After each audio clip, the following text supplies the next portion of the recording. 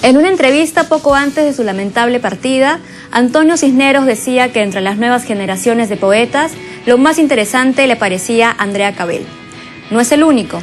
En la contraportada de su libro, Las falsas actitudes del agua, Carlos Germán Belli dice: entrañable voz de Eros que pone en evidencia cuál es el exacto y recóndito sentido de esta novedosa escritura. Escuchemos a Andrea Cabel. ¿Cuándo y cómo empieza tu relación con la poesía?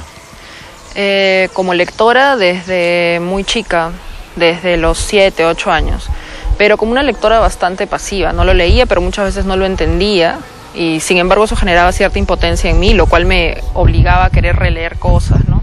Y como escritora desde que estaba en la universidad, desde que llegué a literatura, y eso fue dejando economía en la Pacífico, o sea, fue luego de varios avatares. Y fue más o menos a los 19 años o 20 años. ¿Recuerdas cuáles fueron los primeros poemas que están todavía en tu memoria? Vallejo. ¿De esa época? Sí, leía Vallejo, España parte de mí Cádiz. ¿Qué edad tenías? 10, 11. ¿Y entendías a Vallejo? No entendía, pero sí sentía. Hay muchas cosas que uno no entiende, pero generan una especie de golpe, una especie de conmoción, ¿no? ¿Y cuando empezaste a tomar en serio la poesía como una necesidad de expresión?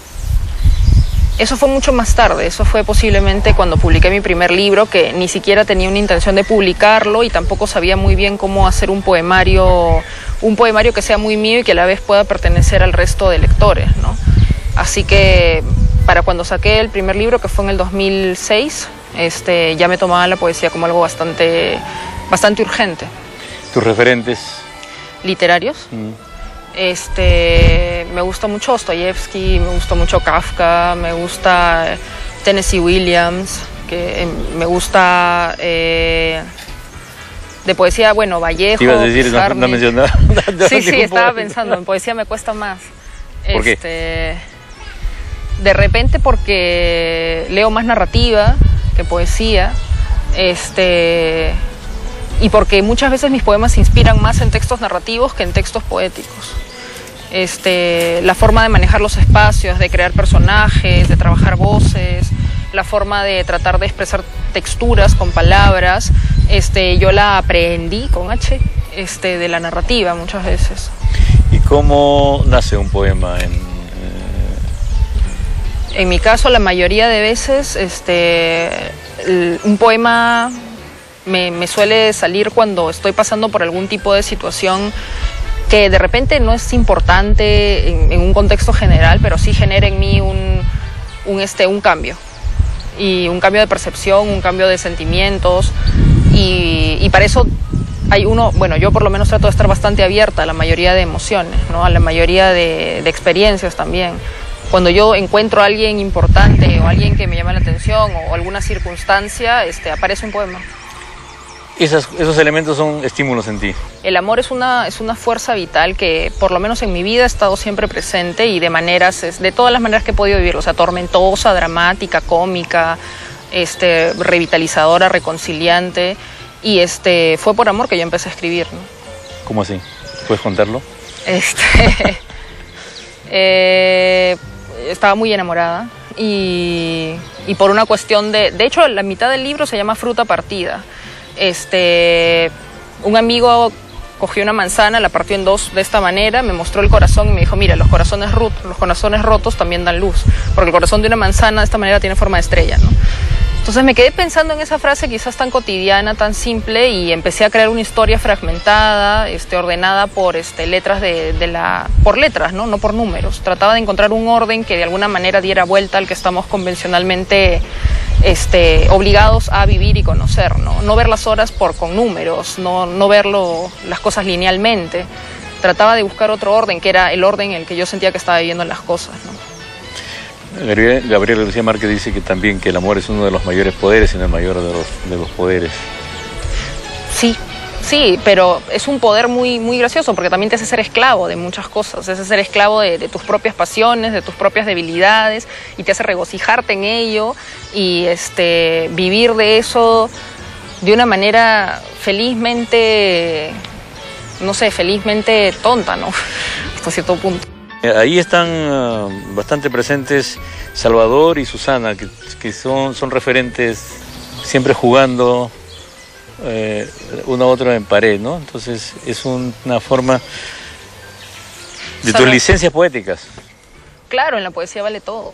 En Todo la poesía vale. puede ser todo y nada. Como en al el mismo amor tiempo, también, ¿no? Todo Por vale. supuesto. Es un juego de máscaras. Y máscara es persona, ¿no? Por etimología. Es un juego de máscaras y también un juego de performance, un juego de actitudes. Y Salvador, son dos figuras de niños en realidad, que hablan indirectamente entre ellos. Como dices, es un juego de voces, ¿no? Que la cosa es que se encuentren luego en una plaqueta que publiqué con la Católica que se llama Uno Rojo, en Underwood. Hay dos figuras que son él y ella. Digamos, A y B. O sea, son solo letras. Y A y B son los personajes principales de la eternidad de una esquirla. O sea, la eternidad de una ruptura constante. Y esa es la forma como yo trabajé estas voces, creo, en su máxima expresión, ¿no? Con la estructura de Beckett y con el lenguaje de Williams. Y el surrealismo, porque creo que hay mucho de surrealismo en tu poesía también. En mi vida también hay bastante surrealismo. A ver, de expresionismo también. Sí, soy me gusta mucho la pintura, la plástica, me gusta muchísimo. Siempre en mis libros ha habido un ingrediente plástico, no solo en la portada, o sea, el rostro de mi libro, la contraportada de mi libro. En el último libro, La actitud de fuego, incluí collage. Incluí collages, en la portada un cuadro de Ramiro Llona, en la contraportada otro. Polanco también, tuve el gran honor de tener una portada suya, Marinero en Tierra, y un chico que se llama Renzo Barchi, un pintor muy talentoso peruano que está en Estados Unidos, que ilustró mi primer libro, ¿no? Marinero en Tierra es Polanco, sí. Polanco, pero es también un poema de Federico García Lorca. Federico García Lorca, ¿no es cierto? Sí. ¿Y de los surrealistas, no has leído a los surrealistas? ¿No son referentes? Sí pueden ser referentes, pero en realidad yo trato para escribir por lo menos, de alejarme un poco de la poesía. No sé, me pasa eso. Mientras más quiero acercarme a escribir poesía, más me alejo de esas lecturas. Leo mucho ensayos, leo mucho crítica, leo narrativa, pero a veces leo poesía. O sea, es imposible no haber leído, por ejemplo, los vanguardistas latinoamericanos, ¿no? O sea, Churata con toda su complejidad es delicioso. Incluso ni siquiera poetas realmente, ¿no? O sea, Martín Chambi es fotógrafo y sin embargo tiene un arte alucinante en todas sus fotografías, en todas. Leer a los mexicanos vanguardistas, a los chilenos, a los argentinos, a los uruguayos, narrativa paraguaya que me encanta. Leer yo el Supremo me cambió bastante, ¿no? Leer a Clarice Lispector. Roa Bastos es un por supuesto. Elemento, ¿no? Roa Bastos. Leer a Donoso, por ejemplo. Yo encuentro mucha poesía en esos textos que a veces son muy duros, ¿no? Y esos me influenciaron mucho. Ahora, Lorca, por ejemplo, es vital conmigo, ¿no? Lorca me gusta mucho. Novalis me gusta mucho. Shakespeare me gusta mucho. Yo enseñé teatro varios años en la Católica. Y le enseñé varios cursos de teatro, entonces tenía varias lecturas. Pero yo no enseñaba a actuar, obviamente. Enseñaba a leer teatro y a leer las puestas en escena también, de las piezas que se hacían ahora en Lima actualmente, ¿no? Entonces, por ejemplo, leíamos Hamlet, pero también veíamos Recontra Hamlet, que era una obra de teatro donde se mezclaban teatro del absurdo, compuesta en escena peruana, con referentes. Una obra que a mí me gustó mucho desde hace mucho tiempo. Y también veíamos el Hamlet de Isola, el Hamlet de Ángeles, y el Hamlet que nosotros mismos comenzábamos a armar, ¿no? Entonces, este ejercicio de semiótica, de semiología me gustaba mucho. El resto es silencio. Monterroso también. Monterroso. Shakespeare decía que uno está hecho de la madera de sus sueños. ¿De qué madera está hecha Andrea Cabell? Hace un tiempo me presentó mi libro, la segunda edición de Las falsas actitudes del agua, Mario Montalbetti, en la Católica. Y en su presentación dijo algo que me dejó muy, muy sorprendida y que me dejó pensando por mucho tiempo. Y que me tomó también salir del país y enfrentar ciertas situaciones para entenderlo. Dijo que mi poesía era como un hoyito de agua en el mar, en la orilla del mar. Entonces es como que cuando lo quieres atrapar ya se fue. Como los muyes, ¿no? Que están haciendo su hueco y se van. Algo así soy. Creo que de esa manera soy. De una que que tiene quizás como una mentalidad muy peruana, quizás que tiene raíces, que tiene una madre tierra, pero que no es necesariamente algo sólido, no es necesariamente algo que está ahí, inmutable, fijo, sino es algo que siempre está cambiando, que siempre está y no está. Eso es como Cislo, que siempre busca pintar el cuadro y nunca lo termina y vuelve a pintar el cuadro. Sí, la poesía es así, la literatura en general, creo, ¿no? El que ha dicho que ya terminó su obra y esta es, creo que ni siquiera la empezó. O sea, uno cuando termina de escribir algo, recién está empezando. Yo por lo menos corrijo muchísimo, y todas las cosas que he terminado, siempre me he dado cuenta que me faltaba mucho más. ¿Cómo trabajas? Desesperadamente y obstinadamente, o sea, me gusta trabajar sola, me gusta trabajar usualmente, bueno, no sé, cuando estaba viviendo en Iquitos me encerraba en el hotel en el que estaba mucho rato a trabajar sola, ¿no? Y salía al río un rato y de ahí regresaba a la Italia. Aquí en Lima me gusta trabajar sola en mi casa, y es difícil sacar a todos de mi casa, pero me gusta estar sola.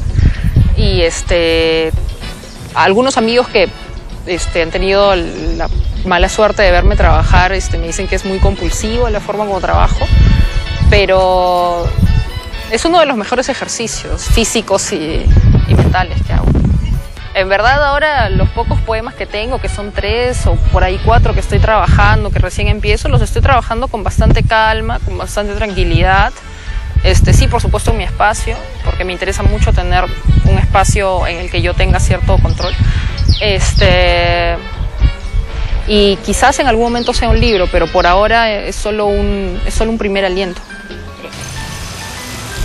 Después de todo, ¿qué saben del adormecimiento? Nadie siente las piernas como las siento yo, llenas de ventanas, borradas de sueño, arrojadas en palabras a desteñirse sobre el océano.